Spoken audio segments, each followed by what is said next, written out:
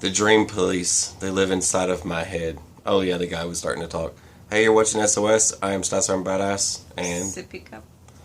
alright, so I guess this is gonna be sippy cup storytelling time, and I don't know, something like that. Uh, well, recently with all the events going on, we've kind of I don't know, we got to talking about movies. And one of the movies that came to mind was, Lord of the Flies. and it's been a long time. I'm going to put the link in the description below so that you guys can click on it and watch the movie for free. There you go. But Lord of the Flies, the stuff that happened there was pretty crazy. And it kind of goes into disaster situations. All right. Now these kids, they were in a raft, but that's how the movie starts. But Their plane crashed in the ocean. their plane crashed, and weren't they from? Where were they from? Some type of cadet school. Yeah, cadet school. So I figured she could add some, and then I'll add some. But cadet school, right? Now it doesn't have to be young men or whatever. It could be any scenario, right? Adults could be in a situation like this. A plane goes down, and you're all on an island, and you have to establish leadership right off the bat. You have to decide who's going to be the leader, and usually that falls into the most mature hands. Usually the most mature person sometimes doesn't want that responsibility, and but that pack mentality sets in with the others. What did you see kind of from, I mean, once they got there, they were in shock at first. And none of them, well, some of them had skills. They already had developed some skills from their studies with military studies. And from the military studies led to the key objective of the camp from the leader's advice was to always gather wood, always gather food, always gather water, and do those things and keep the fire lit so that someone could come and rescue them and see it light. And the thing that didn't, well, it started to, one thing that I learned while I was in the Marines, that's the reason why I'm kind of wearing the hat, just to kind of throw some of that insight in there. The thing that I learned while being in there is that one toxic person can destroy everything you built. They can infect the others with their infection, with their Manipulations. manipulate the others, and fear mongering, and what happens to others as fear mongering starts. You have to you scare groups of people gradually, and then until it becomes one big group and they're all for the same cause. You start to scare one, there's a monster. And then that one person says, look, there's a monster. And then the next person, there's a monster. And then, really, Billy, there's a monster. And the next thing you know, you have a whole group of people that believe in monsters. And I didn't think we believed in monsters. I didn't think we did either. But I guess we do now. But that's the thing, that the part of the group there had joined them, but they were on a killing spree. They were killing hogs for no reason, and they didn't know how to make fire.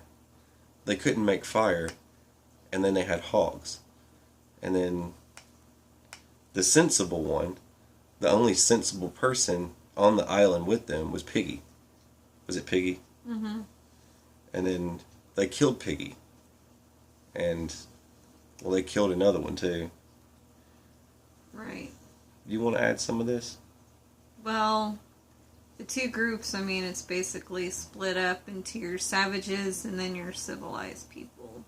And, of course, the savage in the kid that, of course, was the big-time troublemaker, punk, Billy Badass. Mm-hmm. He spoke he swept in there pretty good, and most of the kids are younger, more impressionable, and he saw that to his advantage, and he saw, hey, we just don't want to have a good time and party and be a bunch of heathens, and Piggy there is one of the super smart, hey, it's cool to party and all now, but we're stuck here for the long haul probably, and the first thing we should do is probably try and make a way for us to be seen so we can be rescued. So he represented more hope, and then of course the other Billy Badass said, no, we're never going to be rescued. That's impossible. We're stuck on an island. So just squish that dream, and that's pretty much the struggle. Piggy was still trying to be sensible about it and say, well, if we're going to be stuck here on the island, wouldn't you want it to be somewhat normal and not barbaric, basically, was kind of how he was trying to put it. And they didn't like the words coming out of his mouth, so they ended up killing him. And anyone they didn't like, they just killed him. And if there was another person that went against their cause, and then finally at the end, that's just how it was going. But it's a really great movie to kind of see what happens to people once everything that they own and possess are taken away. No bug out bag, no survival gear whatsoever. They had a knife, and they fought over the knife. They literally invaded the camp to steal the knife so that they could have a knife, so that they could gut hogs and sharpen sticks, and they stole Piggy's glasses so that they could make fire using magnifying from the sun to start a fire, so that they could cook their hogs and stuff like that. And then terrorizing and trying to scare and fear-mongering, hanging boars' heads all over the island and stuff like that. That's just what they did for fear-mongering. And flies, of course. Lord of the Flies, right? But flies everywhere. Flies everywhere. Alright, so stop it. You stop it right now. Anyway, so alright. This goes back to tribes, right? And this is just something I wanted to add real quick, is just from tribes and pack mentalities and all the other crazy stuff that goes with it. And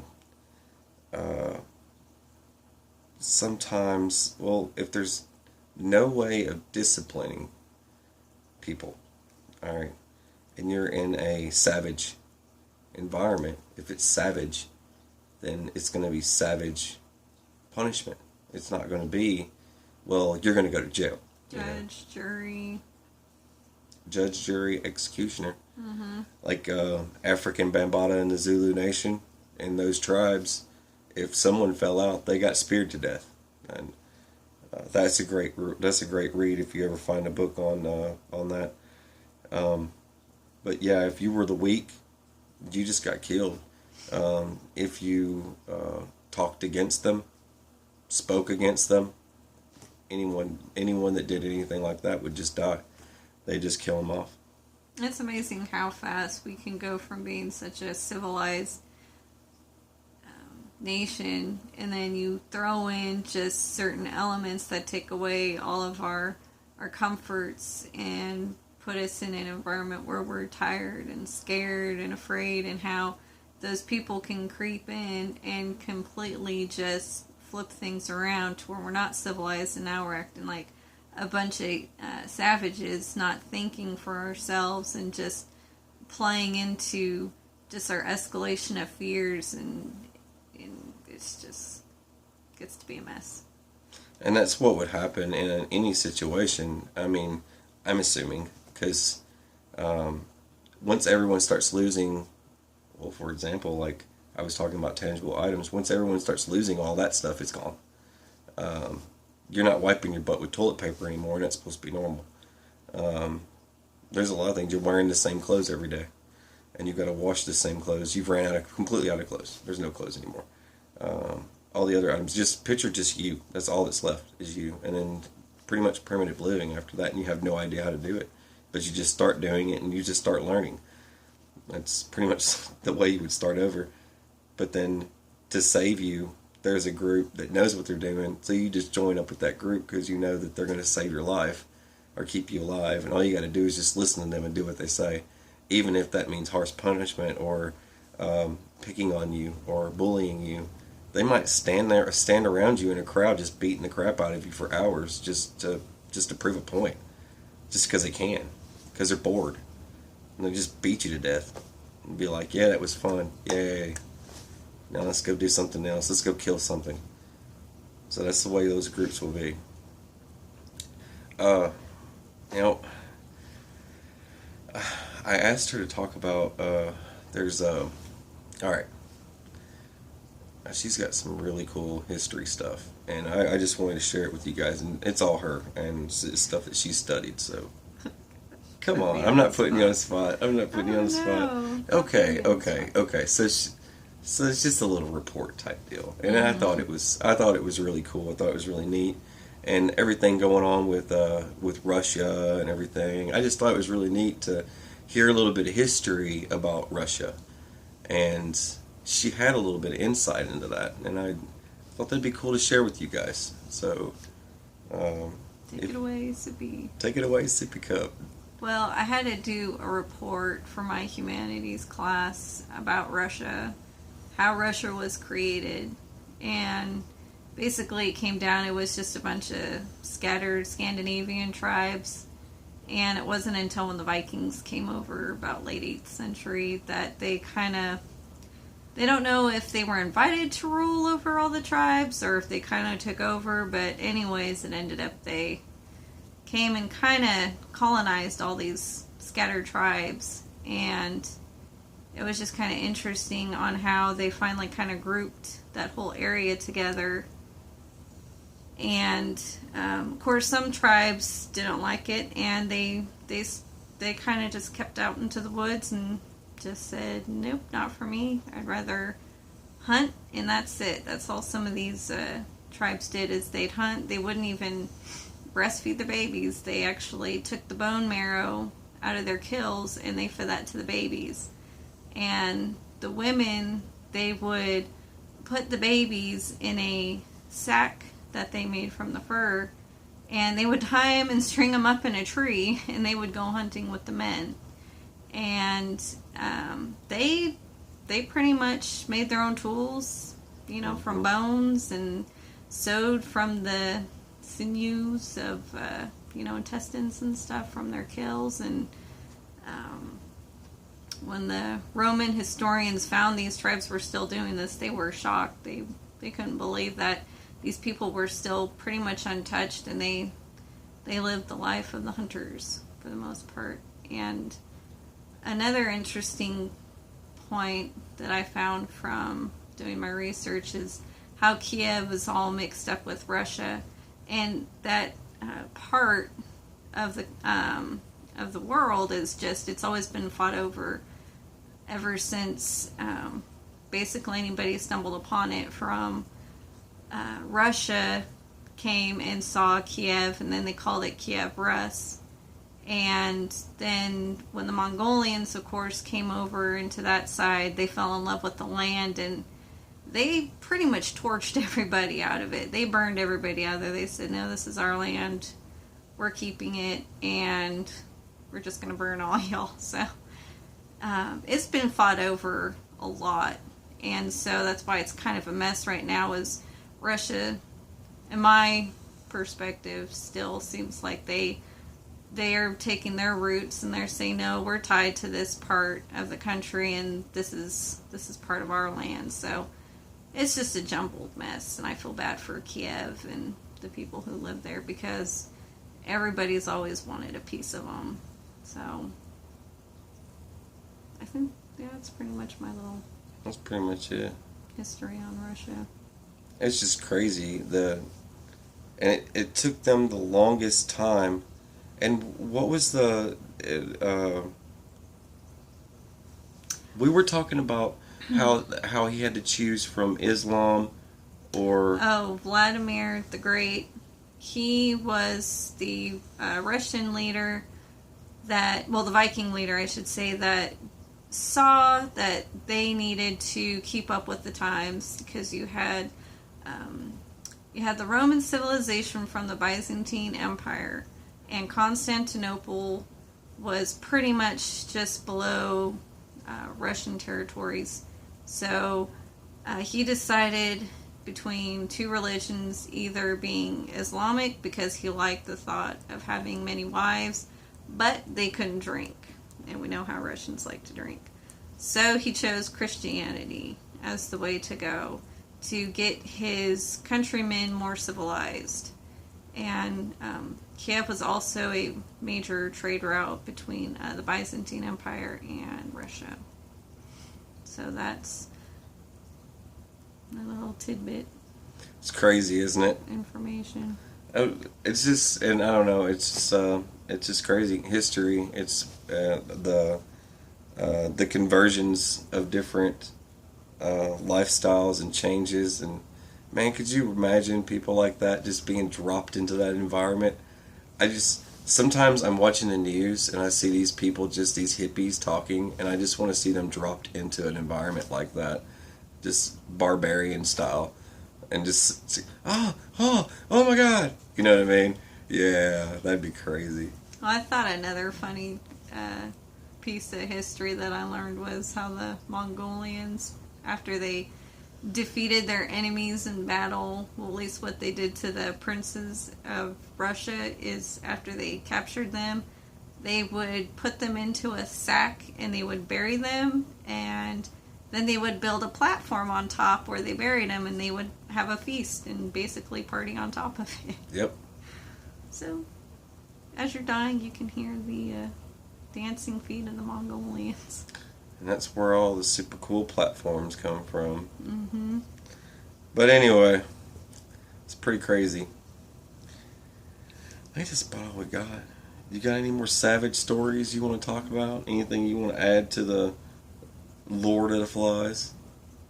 No, it's just, it's scary how, like I said before, how fast people can be manipulated and just how fast things can go. Like you said, if you don't take that strong leadership right then and there, you're gonna lose your people. Yep. You've got to, if you have any leadership skills whatsoever and you're stuck in a situation like that, I'm not saying it's ever going to happen to you or anything. It's just what if. All right. Establishing your leadership immediately. Identify the threats. Identify who's the infected one, the one that's going to cause trouble. And then keep your finger on the pulse, always. Don't let him get out of your sight. Don't let him get away from you. And don't let him corrupt the others. Keep him busy. If you do have a person like that, task him with as much stuff as possible to the point that he just leaves. And then he can just be his own little person. So it's reversed. Instead of being the last person that's civilized on the island, it's reversed. He's the only barbarian on the island. So see how that works? You just, eventually he either leaves or he continues working.